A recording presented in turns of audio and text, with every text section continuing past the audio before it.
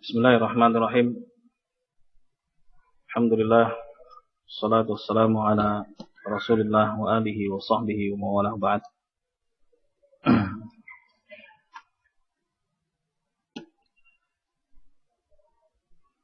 Kita masuk pada prinsip yang ketiga yang dijelaskan di dalam Al-Quran secara gamblang, ya. Anna min tamamil ijtima' as-sam'a wa ta'ata liman ta'ammara 'alaina walau kana 'abdan habasyiyah. Bahwa di antara sempurnanya persatuan adalah mendengar dan taat kepada orang yang memerintah kita, walaupun dia adalah seorang budak Habasyi.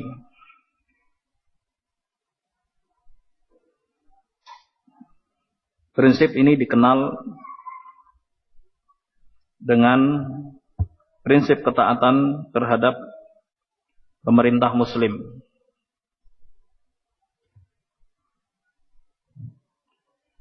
Tidak sempurna suatu persatuan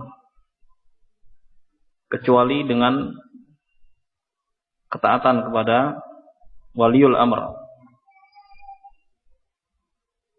Tidak ada persatuan kecuali dengan penguasa, dengan pemimpin. Dan tidak ada kepemimpinan kecuali dengan mendengar dan taat. Maka penguasa muslim telah dijadikan oleh Allah Subhanahu wa taala sebagai rahmat bagi kaum muslimin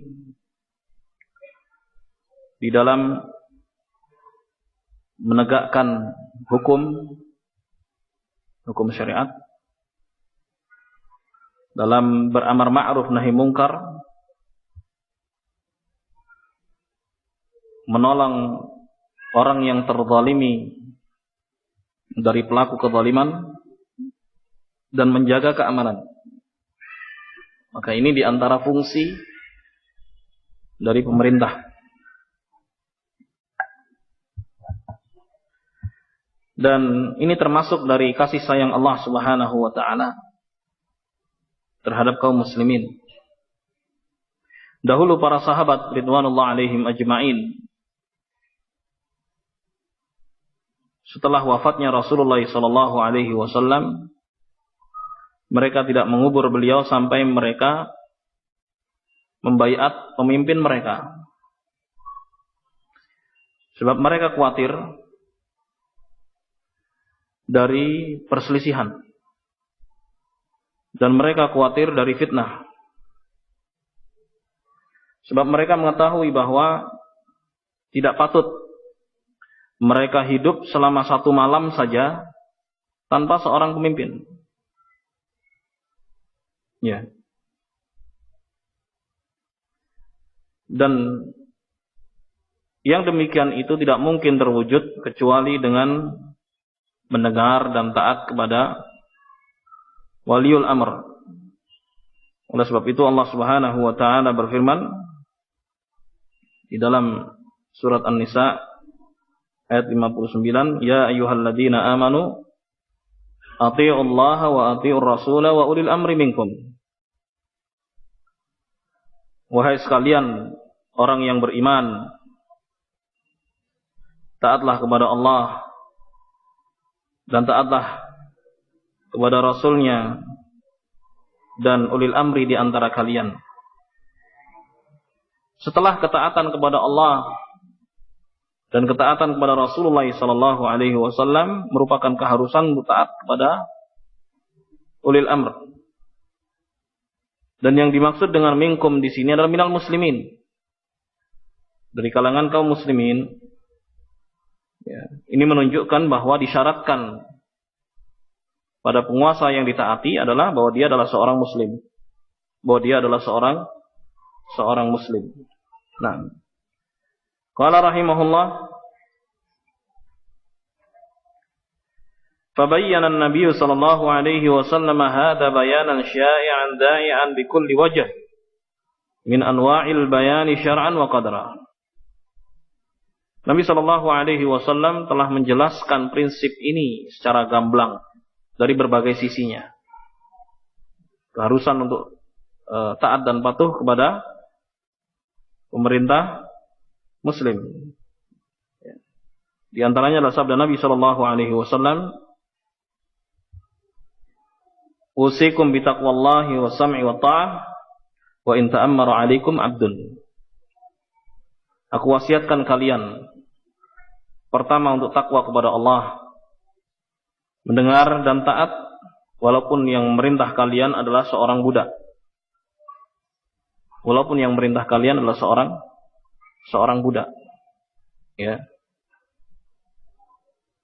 Asalnya seorang budak itu tidak berhak untuk memimpin, karena di antara syarat memimpin adalah bahwa dia adalah orang merdeka. Tapi kalau dia berkuasa, ya, walaupun dengan cara yang tidak benar, dia berkuasa, pada akhirnya dia berkuasa. Ya. Dan dia muslim, maka tetap kita mendengar dan taat kepadanya. Tetap kita mendengar dan taat kepadanya. Fa innahu may ya'ish minkum fasayara ikhtilafan katsira. Ya, sebab sungguhnya barang siapa di antara kalian yang masih hidup, maka dia akan melihat banyak sekali perbedaan, perselisihan. Ya. Maka solusinya, fa'alaikum bisunnati wa sunnatil khulafa'ir rasyidin al-mahdiyyin. Wajib atas kalian berpegang teguh dengan sunnahku dan sunnah para khulafa'ur rasyidin, yang mereka adalah orang-orang yang telah mendapatkan petunjuk dari Allah Subhanahu wa ta'ala. Ya, ini merupakan prinsip yang ketiga yang dijelaskan secara jelas gamblang di dalam Al-Qur'an dan As-Sunnah. Mendengar dan taat kepada penguasa muslim, pemerintah muslim. Ya. Sebab jamaah kaum muslimin tidak mungkin terwujud kecuali dengan adanya penguasa, pemerintah yang muslim. Ya. Walaupun pemimpin tersebut bukanlah orang yang memiliki nasab ya, mulia ya, dan bukanlah sebagai orang Arab ya, atau bahkan dia adalah seorang budak. Kalau dia sudah menjadi pemimpin ya, dan diakui oleh seluruhnya, maka keharusannya adalah mendengar dan taat kepadanya. Qala thumma sara hadzal asl la yu'rafu 'inda aktsari man yadda'i al-'ilm fa kaifa al-'amalu bih. Ternyata prinsip ini tidak dikenal pada mayoritas orang yang mengklaim dirinya sebagai ilmuwan atau orang yang berilmu atau cendekiawan. Ya. Kalau mereka nggak kenal prinsip ini, bagaimana mereka bisa mengamalkannya? Kalau prinsip ini saja mereka tidak ketahui, ya, aneh memang. Nasallallahu alaihi wasallam. Mereka nggak ngerti keharusan untuk mendengar dan taat, ya, dan apa keutamaannya dan apa kepentingannya. Ya. Kalau orang yang dianggap tokoh, para cendekiawan dan sebagainya, atau mereka yang mengaku sebagai cendekiawan muslim nggak ngerti prinsip-prinsip ini, ya, bagaimana dengan rakyat jelatanya? Bagaimana dengan orang awamnya? Jadilah dikatakan sebagai pemberani, ya, adalah orang-orang yang berani memberontak kepada pemerintahnya. Itu dikatakan sebagai pemberani. Dikatakan sebagai jempolan, dikatakan sebagai orang yang hebat, berani berteriak melawan pemerintah. Menurut mereka. Subhanallah. Padahal ini termasuk dari perkara jahiliyah yang ditentang dan diselisihi oleh Rasulullah SAW. Ya. Dahulu ya, bangsa jahiliyah bangga, ya, dan merupakan kebanggaan mereka kalau mereka berani menentang penguasa mereka. Tapi subhanallah, ya, perkara-perkara jahiliyah ya, yang seperti ini sebagiannya masih ada. Walaupun kejahiliyahan yang amah, yang menyeluruh, itu sudah nggak ada dengan datangnya Islam. Akan tapi perilaku-perilaku yang seperti ini masih ada, ya, masih ada, dianut dan dilakukan oleh sebagian orang. Ya, bahkan mereka bangga, ya, kalau bisa berbicara dengan lantang di mimbar bebas, di forum-forum, di majelis-majelis, di seminar-seminar untuk menghujat pemerintahnya. Bangga, ya, bangga kalau mereka bisa tersohor. Waliyadzubillah. Jemaah sekalian yang dimuliakan Allah. Dan mereka bisa bangga kalau bisa melakukan revolusi, ya. Melakukan revolusi bahkan merobohkan atau meruntuhkan pemerintahan yang ada untuk kemudian mendirikan pemerintahan sesuai dengan kehendak mereka. Bangga mereka. Nasallallahu alaihi wasallam. Baik. Apa yang terjadi? Yang terjadi akhirnya perpecahan. Ya, perpecahan. Ya, kebencian antara rakyat dengan pemerintahnya, sehingga ujung-ujungnya hilangnya keamanan, kemudian tumpahnya darah, dan akhirnya terjadilah kerusakan yang lebih besar. Waliyadzubillah. Baik, kerusakan yang lebih besar. Kalau dibandingkan dengan sabar, ya, menghadapi penguasa yang zalim, ya. Maka dengan kesabaran itu, akibat atau dampak buruk yang ditimbulkan lebih ringan dibandingkan kalau ada usaha pemberontakan dan pemberontakan. Baik. Hadirin sekalian yang dimuliakan Allah, prinsip ini yang sudah dijelaskan di dalam Al-Quran maupun As-Sunnah dengan gamblang oleh orang-orang, ya, oleh tokoh-tokoh, ya, pada umumnya negeri kita ini, ya, enggak dikenal. Ya, bagaimana mereka bisa mengamalkannya? Kalau prinsip ini saja mereka enggak mengenal. Akibat dari apa? Tidak mau memahami Al-Quran. Ya, hanya sekedar dibaca saja, lewat saja. Ya, seandainya pernah lewat, nggak digubris, nggak ada keinginan yang kuat untuk mengamalkannya. Nasallallahu alaihi wasallam. Hadirin sekalian yang dimuliakan Allah, bahkan sebagian orang yang pernah belajar agama pun, ya, meninggalkan prinsip-prinsip ini, ya, untuk ikut larut, ya, ikut-ikutan bicara atau membicarakan pemerintah, penguasa dan sebagainya. Subhanallah. Waliyadzubillah. Ini orang-orang yang belajar, yang pernah belajar, ya, agama dan telah mendengarkan prinsip-prinsip ini, tapi akhirnya dibuang prinsip-prinsip ini. Yang penting apa? Untuk dapat kursi. Waliyadzubillah. Nasallallahu alaihi wasallam. Al-aslur rabi'. Kemudian yang keempat. Bayanul ilmi wal ulama. Wal fiqhi wal fuqaha. Ya.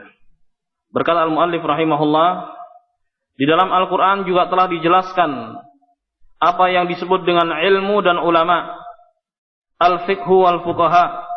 Ya, ini juga merupakan prinsip yang agung. Ya, yaitu penjelasan tentang al-ilm. Apa yang dimaksud dengan ilm? Ilmu yang dipuji oleh Allah Subhanahu wa taala. Ilmu yang dimaksud adalah ilmu syar'i yang dibangun di atas kitabullah dan sunnah Rasulullah sallallahu alaihi wasallam, dan inilah ilmu yang bermanfaat, yaitu ilmu wahyu. Adapun ilmu-ilmu dunia dari keterampilan-keterampilan, ya, kedokteran dan yang sebagainya adalah pelengkap, ya, dan tidak mutlak disebut dengan ilm tanpa ikatan, ya. Kalau misalnya kita sebut kata al-ilm, maka yang dimaksud dengannya dari ilmu agama, ya. Kalau ilmu-ilmu yang lain pasti ada embel-embelnya, seperti ilmu kedokteran, ilmu keterampilan, ilmu fisika, ilmu dan seterusnya. Tapi kalau kita sebut istilah al-ilm, maka yang dimaksud dengannya adalah ilmu agama, ilmu syariat. Baik. Hadirin sekalian yang dimuliakan Allah.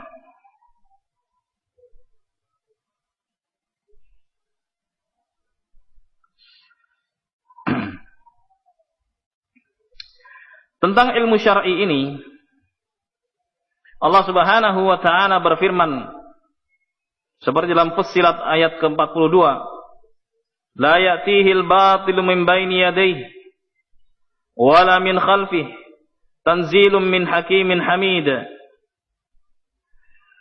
Bahwa Al-Quran itu tidak didatangi oleh kebatilan dari depan maupun dari belakang. Al-Quran itu diturunkan dari Allah Subhanahu wa taala yang maha bijaksana lagi maha terpuji. Ya. Al-Quran itu adalah ilmu. Wahyu itu adalah ilmu syariat. Ya.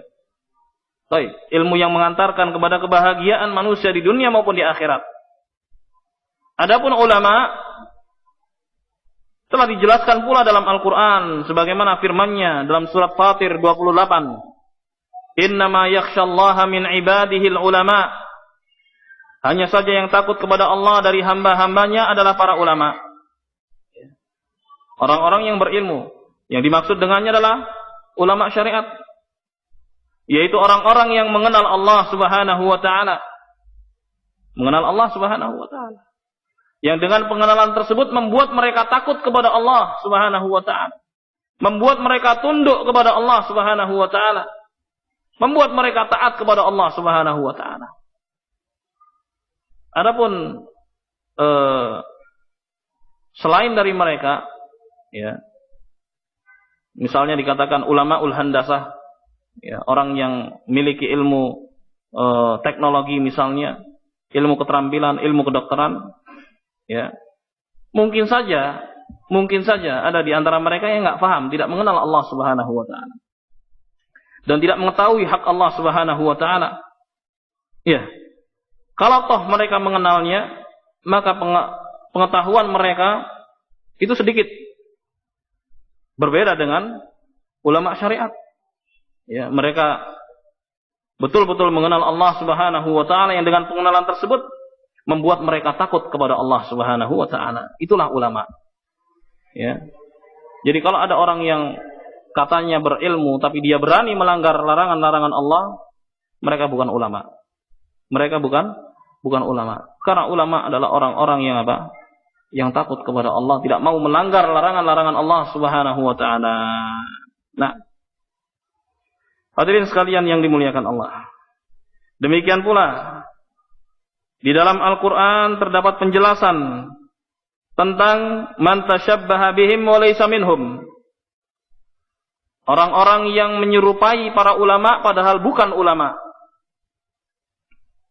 Ya.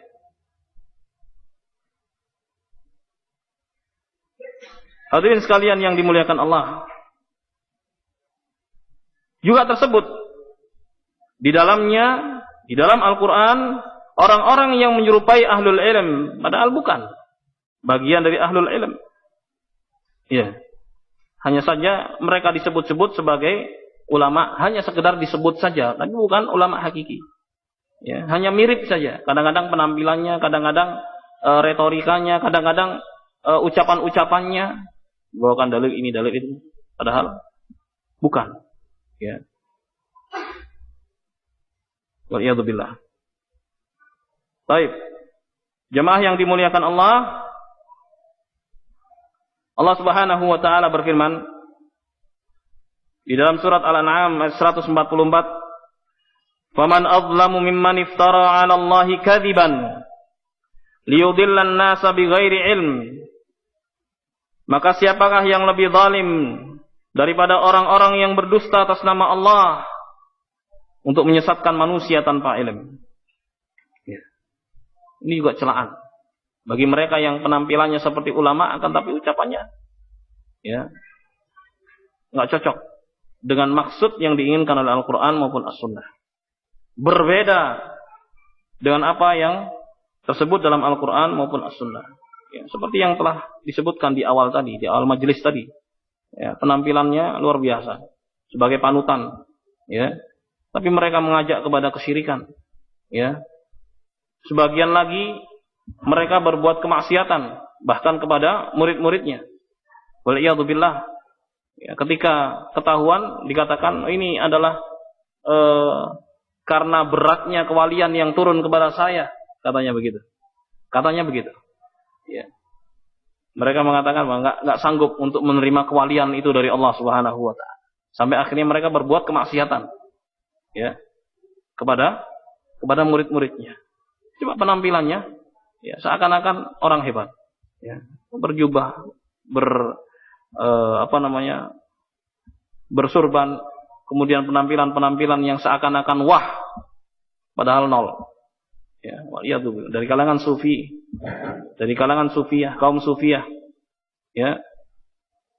Nasallallahu alaihi wasallam. Seakan-akan mereka ulama padahal ya jauh mereka dari Al-Qur'an maupun As-Sunnah. Bahkan mereka mengajak kepada kesyirikan waliyadzubillah. Allahul musta'an. Hadirin jamaah sekalian yang dimuliakan Allah. Waqad bayyana Allah Ta'ala hadzal asl fi awal suratil Baqarah. Al-Muallif mengatakan bahwa Allah Subhanahu wa taala menjelaskan prinsip ini di awal surat Al-Baqarah dari firman-Nya mulai ayat 40 sampai ke 122. Semuanya berbicara tentang Bani Israel. Ya, tentang Bani Israel.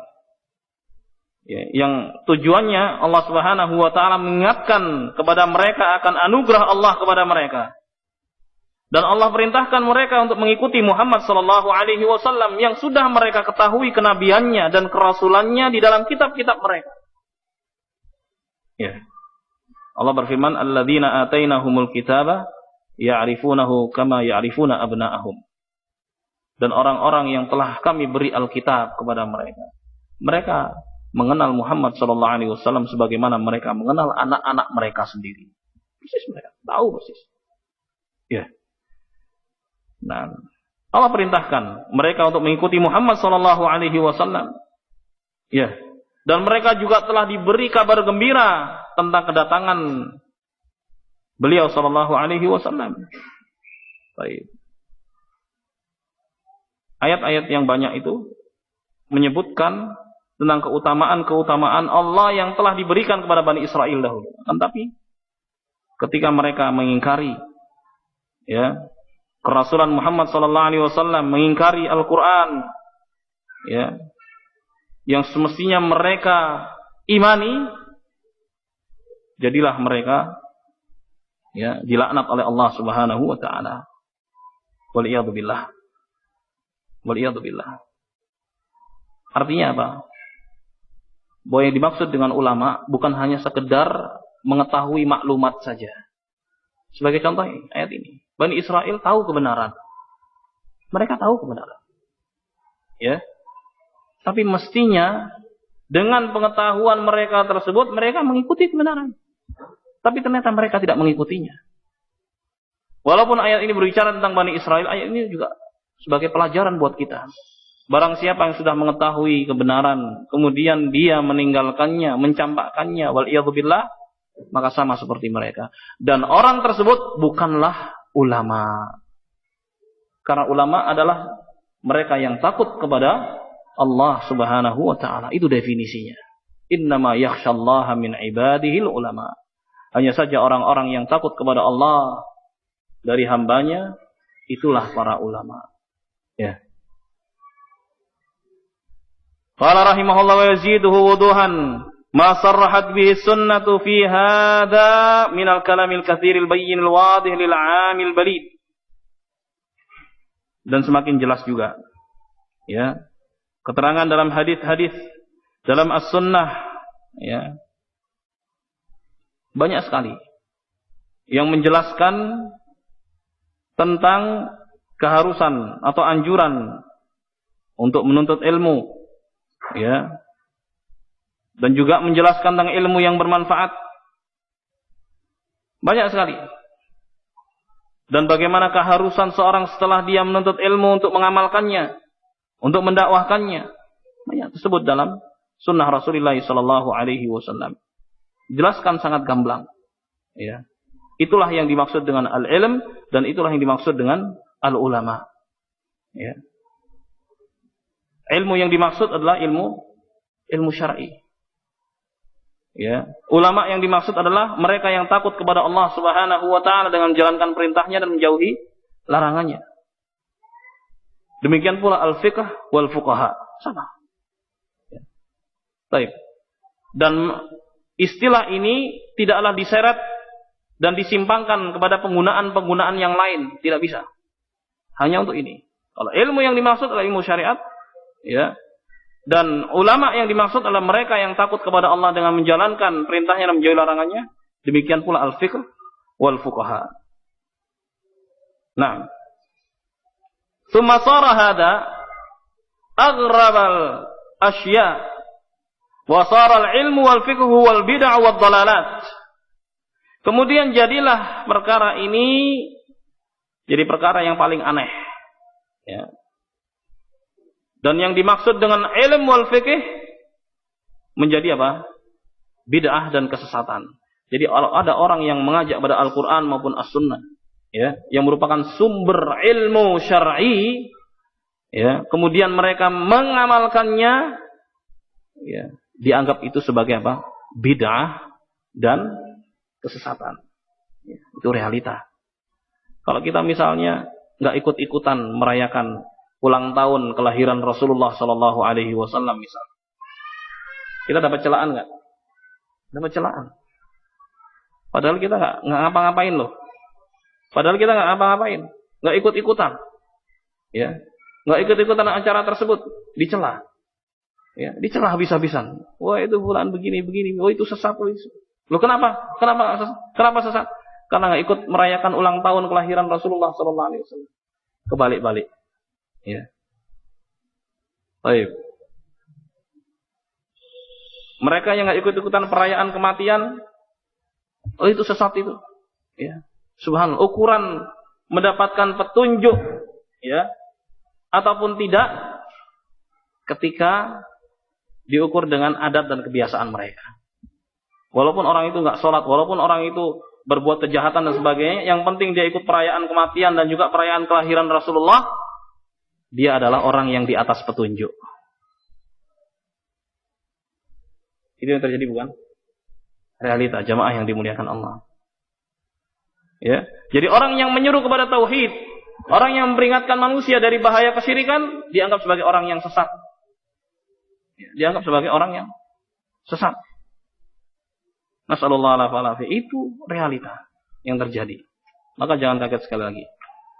Baik. Qala wa khiyar ma indahum, dan sebaik-baik apa yang ada pada mereka adalah lubsul haqqi bil batil, mencampur kebenaran dengan kebatilan. Itu yang terbaik. Coba kita lihat jamaah yang dimuliakan Allah. Kalimat la ilaha illallah itu baik bukan? Baik. La ilaha illallah itu kalimat yang baik, kalimatul tauhid, kalimatul ikhlas. Ya, tapi kalau dicampur ya dengan adat orang Hindu, ya, 1 hari, 2 hari, 3 hari, 7 hari, 40 hari dan sebagainya, jadi baik enggak? Jadi enggak baik. Iya kan? Jadi enggak baik. Ini istilah mereka dengan tahlilan. Padahal tahlil itu sendiri disyariatkan, tapi tidak pada tempat seperti itu. Karena berkumpul-kumpul setelah kematian, apalagi dengan makan-makan dan minum-minum, ya, itu haram hukumnya. Bahkan Imam Asy-Syafi'i mengharamkannya. Ya. Beliau mengatakan dalam kitab Al-Um, wa akrahun niyahah, dan aku membenci niyahah. Dan niyahah hukumnya haram, meratap. Ya. Wa akrahul ma'tam, dan aku membenci ma'tam. Wa huwal jamaah, yaitu kumpul-kumpul setelah kematian di rumah orang yang kematian, yang mendapatkan musibah kematian. Kumpul-kumpul saja, itu ma'tam, dibenci. Ya. Apalagi ditambah dengan apa? Dengan makan-makan dan minum seakan-akan pesta. Nasallallahu alaihi wasallam. Coba kalau diingkari, diingatkan, ya, apa yang terjadi? Ya. Subhanallah. Bahkan orang yang mengingatkan dikatakan sebagai orang yang sesat. Kita tidak mengingkari adanya keharusan untuk mendoakan orang yang telah meninggal dunia. Nggak ada masalah, kapan aja. Bukan terbatas pada 1 sampai 7 hari, ya, 40 hari, 100 hari dan seterusnya. Ya. Ini kebiasaan orang-orang Hindu. Bahkan sebagian seakan-akan ya, kalau sudah diperlakukan seperti ini beres masuk surga, walaupun orangnya nggak pernah sholat. Ya. Tapi kalau belum diperlakukan acara seperti ini, dilakukan acara seperti ini, seakan-akan apa? Ada utang. Waduh, kasihan dia di akhirat begini-begini. Kenapa? Karena belum dilakukan acara tersebut. Ini lubsul haqqi bil batil, pencampur adukan antara kebenaran dengan kebatilan. Padahal Allah berfirman, wala talbisul haqqa bil batil, dan janganlah kalian campur kebenaran itu dengan kebatilan. Dan inilah yang dimaksud dengan sinkretisme dalam beragama. Ya, pencampur adukan antara yang hak dengan yang batil. Ya. Hadirin sekalian jamaah yang dimuliakan, masih banyak contoh-contoh yang lain. Ya. Dan ini yang terbaik menurut mereka. Menurut mereka. Wa sara al-ilmu alladhi faradahu Allah Ta'ala 'alal khalqi wa madahah la yatafawwahu bihi illa zindiqun aw majnun. Dan jadilah ilmu yang Allah wajibkan kepada hamba-hambanya, dan Allah puji ilmu tersebut. Ilmu apa ini? Ilmu syariat. Ilmu apa ini? Ilmu wahyu, ilmu kitab wa sunnah. Tidaklah diucapkan kecuali orang yang zindik dan orang yang gila. Jadi orang yang menyuruh kepada Al-Quran maupun As-Sunnah untuk belajar Kitabullah dan Sunnah Rasulullah SAW dikatakan sebagai orang yang apa? Orang yang sesat, orang yang gila. Nah, itu realita jamaah yang dimuliakan Allah. Ya, jangan kaget. Ini pun pernah terjadi di masa Nabi SAW. Ya, jadi terus berjalan. Artinya kalau kita punya persiapan seperti ini, ya lebih tenang kita. Ya, enggak mudah goyah. Wa sara man ankarahu wa adahu wa sannafa fit tahdhiri minhu wan nahyi anhu wal faqihul alim. Dan sebaliknya, orang yang mengingkari ya para duat di jalan Allah, menyeru pada sunnah Rasulullah sallallahu alaihi wasallam, dan dia memusuhi mereka, bahkan menulis karya-karya tulisan-tulisan untuk memperingatkan bahaya mereka dan melarang manusia dari mereka, dikatakan sebagai orang yang alim, sebagai orang yang faqih. Sekarang ini begitu. Ya kan? Oh, hati-hati itu dari dia. Dia menyeru kepada sunnah, dia menyeru kepada Al-Quran, dia menyeru. Dikatakan apa? Ya, ada kalimat yang ngetren, ya, yang menjadi momok banyakan orang, ya, yaitu kalimat Wahabi. Oh itu Wahabi, oh itu Wahabi, oh, itu diseru-serukan begitu. Ya, subhanallah. Padahal ini adalah akidah yang dibawa oleh Rasulullah Sallallahu Alaihi Wasallam dan para sahabatnya, dan juga para imam. Ya, mengajak kepada tauhid, mengajak kepada sunnah, memerangi kesyirikan dan memerangi bid'ah. Tapi selalu, ya, dinisbatkan dengan kata-kata tersebut. Waliyadzubillah. Itu realita jamaah yang dimuliakan Allah sekarang ini. Allahul musta'an. Allahul musta'an. Hadirin sekalian jamaah yang dimuliakan Allah, inilah 4 prinsip yang bisa kita bahas, ya, pada kesempatan kali ini. Ya, semoga bermanfaat dan kurangnya mohon maaf.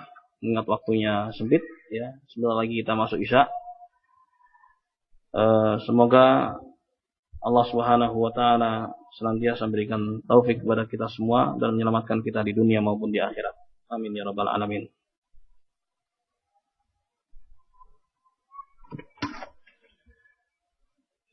Ya. Hukum seputar tahlilan. Mendoakan orang yang mati. Mendoakan orang yang mati kapan aja ya, silakan, nggak ada masalah. Tapi kalau dibatasi 1, 2, 3 itu bid'ah. Nggak pernah diajarkan Rasulullah. Telah disebutkan tadi. Bagaimana sholat jenazah di kuburan? Ya, boleh bagi mereka yang terlambat. Karena Nabi Shallallahu Alaihi Wasallam pernah melakukan itu ketika seorang wanita penyapu Masjid Nabawi meninggal dunia dan dikubur di malam hari. Beliau tidak mendapatinya. Maka keesokan harinya beliau bertanya kepada para sahabatnya untuk ditunjukkan di mana kuburannya dan beliau sholat jenazah di kuburan.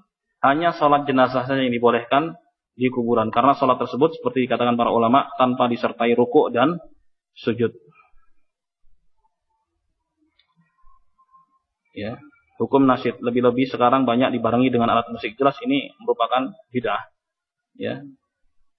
Kalau itu digunakan sebagai sarana dakwah. Enggak pernah Rasulullah SAW menjadikan musik sebagai sarana untuk berdakwah. Bahkan musik, ya, di zaman itu digunakan oleh kaum musyrikin untuk menghalangi manusia dari jalan Allah Subhanahu wa taala. Mereka menyewa biduanita untuk menyanyi-nyanyi, ya, dalam rangka menandingi bacaan-bacaan Al-Qur'an agar manusia lebih senang dengan nyanyian-nyanyian tersebut dibandingkan mendengarkan Al-Qur'an.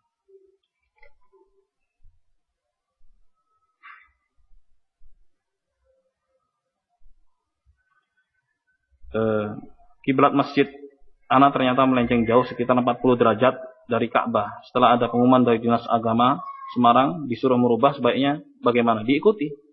Ya, diikuti. Kalau memang melenceng diikuti. Tapi perlu diketahui ya bahwa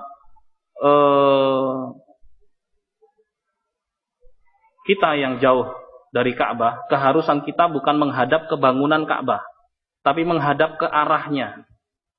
Ya. Baik. Bagi mereka yang melihat Ka'bah, keharusannya ada menghadap kepada bangunan Ka'bah. Bagi mereka yang jauh, ya, maka keharusannya adalah hanya menghadap ke arahnya saja. Walaupun ada penyimpangan sedikit, itu nggak ada masalah. Makanya Nabi Shallallahu Alaihi Wasallam pernah bersabda dalam hadis, "Bainal masyriqi wal maghribi kiblah." Antara timur dan barat itu kiblat.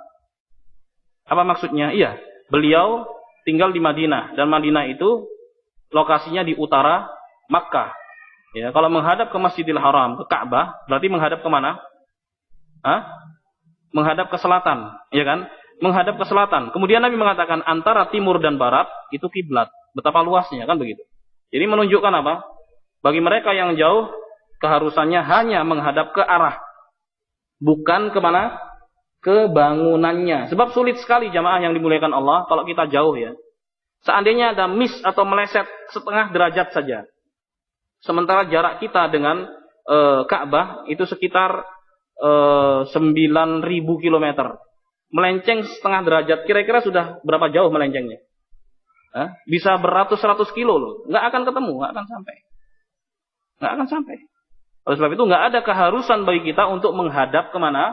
Ke bangunannya. Akan tapi hanya menghadap ke arahnya. Jadi kalau melencengnya jauh seperti 40 derajat, ya nggak apa-apa diluruskan, itu afdal. Kalau memang diketahui arahnya ke lebih mendekati kebenaran. Baik.